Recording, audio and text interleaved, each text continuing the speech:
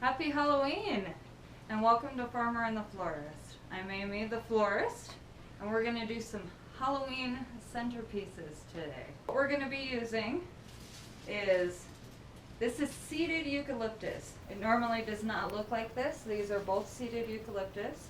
They are dyed. That's what makes them fun for this time of year though. This is Misty. Then we have regular daisies right here.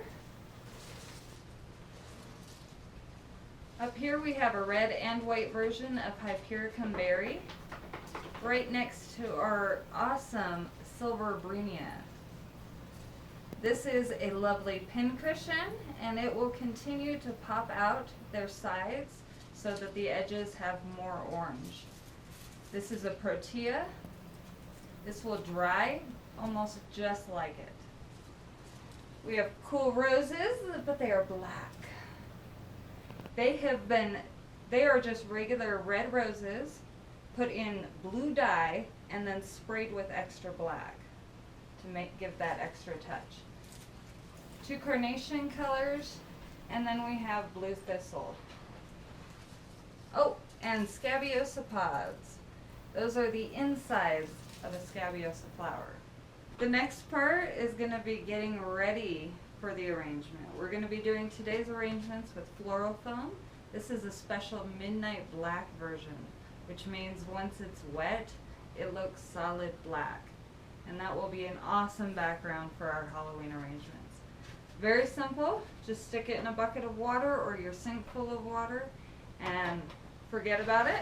We're going to set it to the side and forget about it so it can soak up water while we trim up all of our flowers, because there's no reason we need any of them this tall when they're going to be centerpieces. And while we're at that, I'm going to give you a little quick hint, rule of thumb. When you're making centerpieces, stick down your elbow and put down your wrist. You do not want your centerpiece going higher than this, because you do not want other people to not be able to see each other at the table. So, just going to start going at these flowers. A lot of this stuff is already pretty short, so you can just kind of set some of your already short stuff to the side, because you don't want to trim off too much, or when you start putting it into your arrangement you might regret trimming off too much. Now when it comes to stems, you want to get all the nasty stuff off of them, because you do not want all that rotting leaves down in your foam, or your arrangement will not last that long and your foam will just get destroyed while you're arranging. And the proteas, unfortunately, even though this is going to dry really neat, all of your green stuff is not. It's going to turn yellow, so take it all off. Your roses, you're going to completely get rid of their leaves. If they have thorns, get rid of your thorns. And you can go ahead and trim off some of it, because you know you're not going to need it that tall.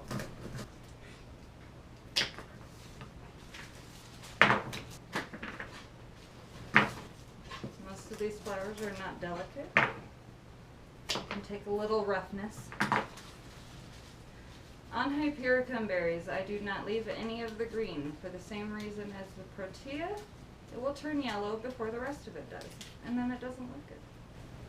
So when you're trimming up your carnations, it is pretty much just like the roses. Get as much green off of it without pulling them apart, and trim them up. Pull off those bottom leaves, and even go up some since you're cutting up that far. On the thistle, you are given many different buds. So you go around and just cut off the different edges, except for not the center. You're going to go all the way around the center guy. And then with the center, you can go down further on the stem. You can do that the same with the rest. And on the Misty, same thing. You can get a bunch of little ones off the same stem. And then save that center top as a tall piece in case you need a tall piece later. And on your daisies, you get the same opportunity to get plenty of, it looks like many flowers off of one stem. So just trim up along the edges. And if you want to, you could even leave a bunch of like 2 or 3 at the top so you have them mixed. And finally, our eucalyptus. So our eucalyptus gives us so much on one. And the cool stuff about the dyed eucalyptus is it's going to dry the same. So even afterwards, you can take this, dry it out, and it will look the same. So on all of our eucalyptus, just go up that long stem and start cutting off pieces. Doesn't need to be super long. These are going to be your foreground. You're going to do that on each of them. You know, different colors are the same. And this is feather eucalyptus.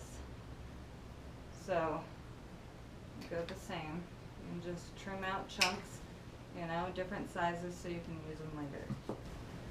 Alright, now that we got everything trimmed up and we're ready to start sticking flowers in, we've got to get the foam in our containers so that we can actually have something to put our flowers in. So now you can go ahead and pull out your foam from your water. It should be plenty soaked by now. And this is enough to do at least 2 containers. I could probably get 3 out of this one. So you're going to kind of find how big your hole is and measure it up kind of next to your foam. On some foam it is pre-marked, which comes in super handy on a lot of containers, especially those that are made for it. So I'm going to end up cutting right down that line for this guy, and I'll be alright cutting right down the line for the next guy as well. So just use any regular knife. Super easy cut. And put the rest of your foam back in the water just in case you want to make something else later.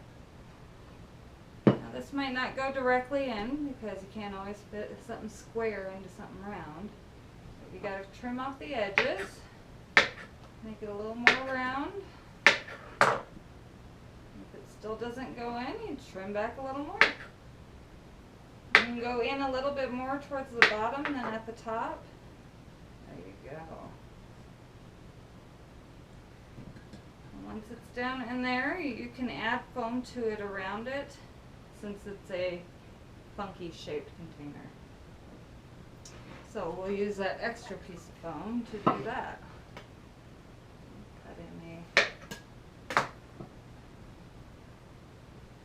You don't want your foam to move around a lot or it'll move around on your design. And as soon as you put water in, it'll float right out the top.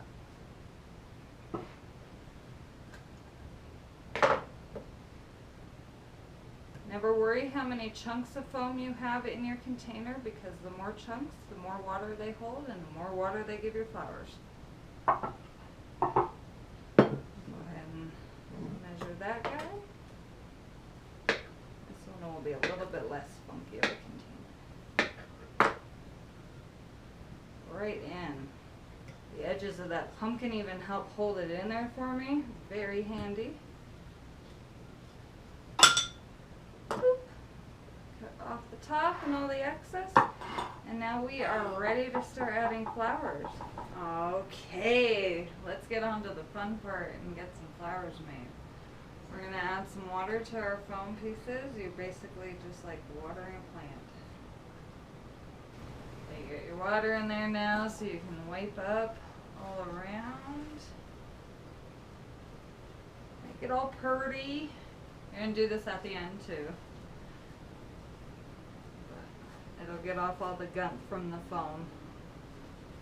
Some containers have multiple pieces, like our pumpkin here. Now this one's great and it has a hole for us to already put the stick in. If it doesn't, you can just kind of wedge it up in a corner and hot glue it there. You can get little floral sticks like this pretty much at any craft store. And they come in a range of sizes. So you put your lid in kind of where you're going to want it to start. so you can build around it. If you don't quite like where you put it and it hits the bottom because your stick is too long, trim it. And then you can get it to sit more the way that you want it to. Now we're going to get to some fun stuff and start adding in our greens. I always add in greens first because it kind of gives you your backdrop to everything else, and it allows you to put your flowers into the little nestles of greenery. So just start going at it. Now I am doing different themes on both of these. This is our Day of the Dead, and this is a just fun Halloween one. So the Day of the Dead is going to incorporate some of our marigolds from the garden, because marigolds are known for being the flower of the dead. They were used to bring souls to the altar, their fragrance. So we're going to include those in there and make it fun. Sometimes you're going to have to trim up ends. You do not want your stems going all the way to the bottom of your container, or they will not get the proper amount of water up into them to keep them alive.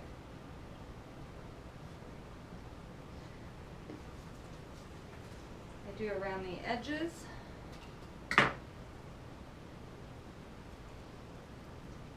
with your pumpkin lid, you can just kind of tuck in around the edges so that it looks like it's growing around it.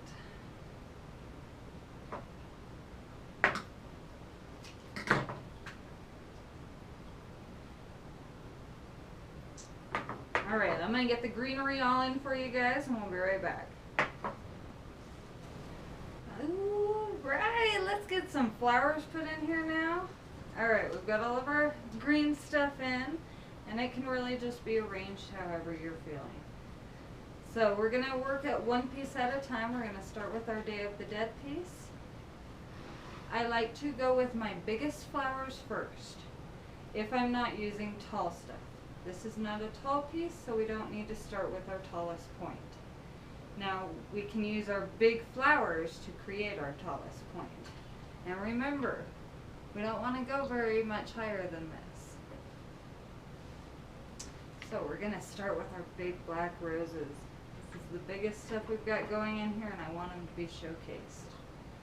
You only want your flowers to go about 2 inches down, so they have plenty of room to drink up water. So I'm going to cut right there. Showcase that beauty. And we want 2 of those guys in there. Give it some balance. Alright, then we're going to put the cool tortilla.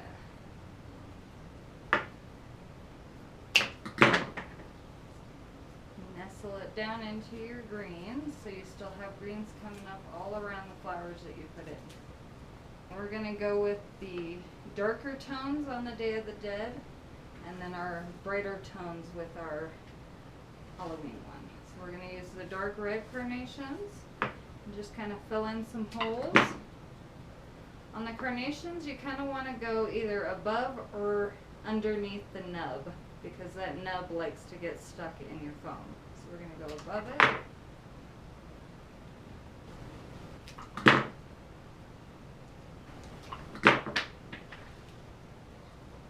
I like to create a general shape of where I'm going to go with my arrangement, and then just kind of follow as I start putting flowers in. We're not going to add any weight to this guy, because we're going to use the brightness from the marigolds for it.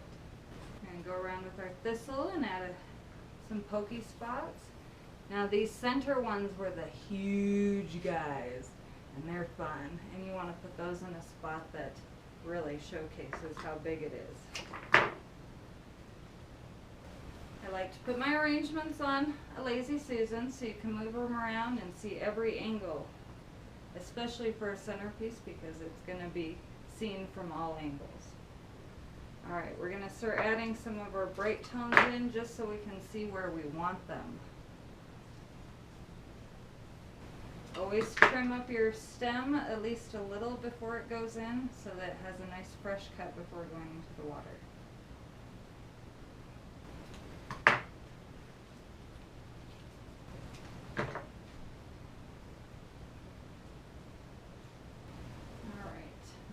right there with brightness, but like I said, later if we decide, we can put more in. Throw a few more thistle in. Sometimes you can group same flowers so it looks like a chunk of that is growing up out of there.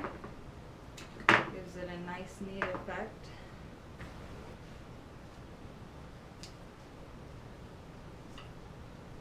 Some of these have a nice dangle to them, so go over the edge with them. You want your flowers and your greens to decide the shape of your stud. No two arrangements are going to end up the same. We got some hanging around to kind of showcase the face.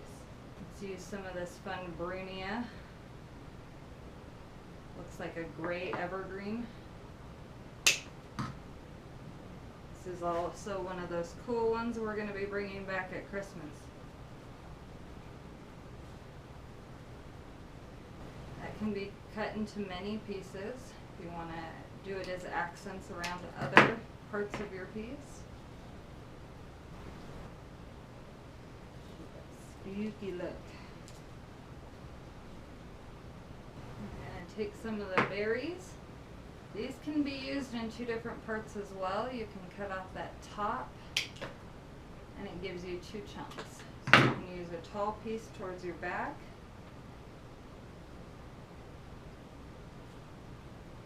And then take your tiny piece and put it up in a little front nook. And this piece we're going to keep all together. Toss it in the back here. So that covers up the nice chunk of the back. The final, well, one of the final steps. If you want to add a little bit of misty, it kind of fills in little gaps. So we'll go through and just add a few little gaps.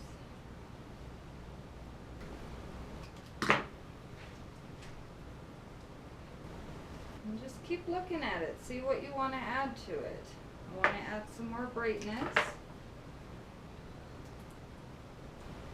that nice little touch. I think we're going to add another tall guy towards the back. Kind of just sticking out above the rest.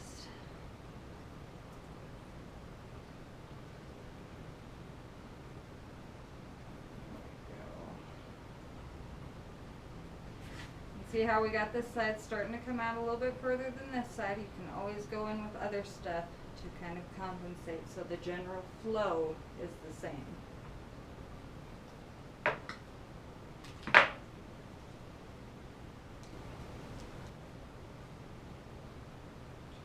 Pull out this side a little more. Go in and just add some more thistle.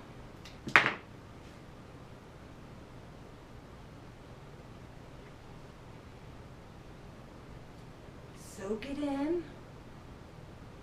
See what you're feeling.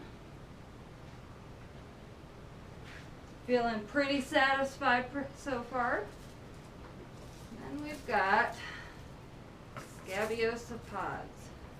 I like to make these where they are just coming up sporadically like they would in nature.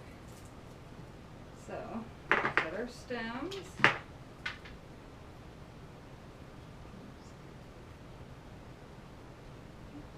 Random in. Over here.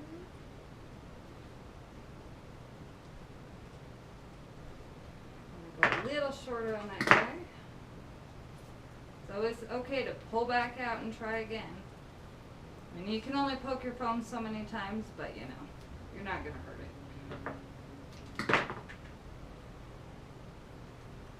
And then our final touch is our crow, raven, whatever you want to call him. And we're going to find a nice place to nestle him in. I don't want to put him right next to the black roses or he will blend in. You want to put him in a spot that'll pop out. Complement those roses. All right. Got our official Day of the Dead one. Voila! Okay, Day of the Dead was fun. let's do a basic Halloween centerpiece. So we're still going dark colored and autumn colored, but not like Thanksgiving. You know, we're still gonna go a little bit on the scary side. So, just like before, we have our greened pumpkin here, and we're gonna start by adding our bigger flowers. So, our good old black roses go in first. You wanna look at which one has the best center, and I'm gonna take the best center one and put it towards the front.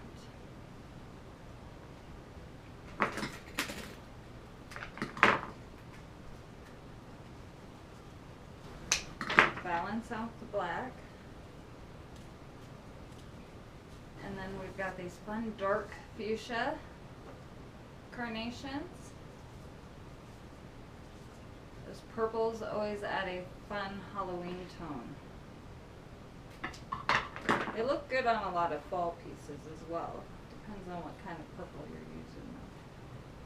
Our pin cushion, we want to put it in a spot that allows enough room to continue opening, because all of these will pop out. Pretty neat. There we go. This one is definitely not going to need as much as our Day of the Dead because it's got a smaller area, plus we've got the big old lid to fit around. But this makes an awesome gift because you can give it to somebody and then use it for a candy dish after all the flowers are dying. So, on to the next, we'll throw some thistle in there. And be careful when shoving your stems down in that you do not break your stem. Then you'll end up with a shorter stem. Use some of those ones to dangle on the side, because that's not a dead thistle, it just grew that way. You can feel it in the stem whether it is actually dead or not. And that's a nice firm thistle, so it'll last a nice long time in the bouquet. After you've put in your bigger flowers, go around with all your little stuff and tuck it in where you want it. Alright, let's add our pops of white. Because I thought white would be fun with our little white pumpkin. Throw some white in there. And daisies are just a timeless classic. Goes good with everything. You can stick them in between the bigger flowers that are already in there if you want. I'm going to add that guy in after all.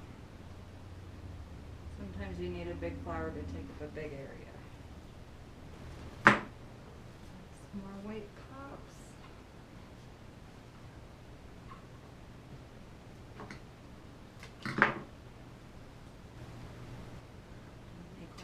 This is coming up the front.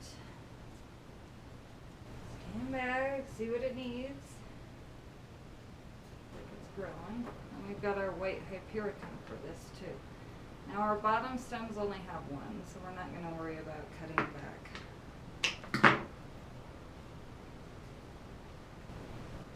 But I do have a spot that can use just that little one. That's handy.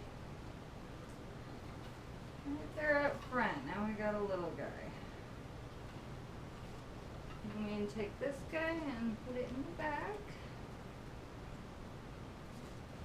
Any other spot that needed something? Alright, then you just want to kind of look at it. See what else you need. I think we're good on those. Throw a couple silver brooms in because they're just so neat.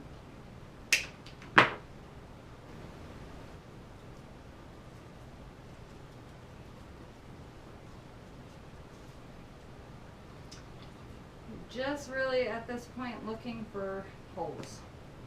What you want to fill in. You don't want to be left empty because it looks funny.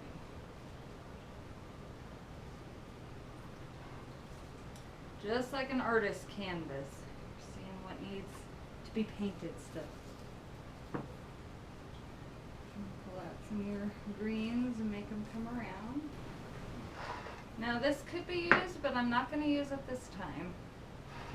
Now what I could have done is spray painted this black and put it in between and gave that extra black accent, which we might just do next time.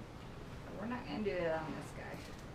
We're going to go on to our Scabiosa paws so they have that nice natural wild look popping out. This guy's just so already full that you don't need too much more.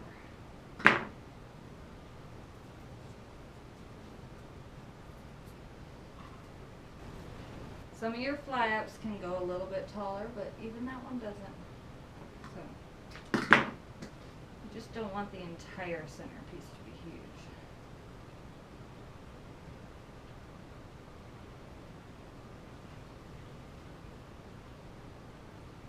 Alright. And then our little note on here is a dancing skeleton. So you want to see where he goes in. See what place looks best because it will be different on every arrangement. Where your little key piece should go.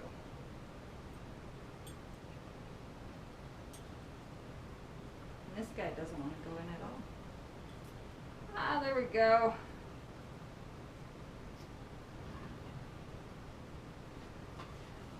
Alright. And here's our Halloween centerpiece with our dancing skeleton.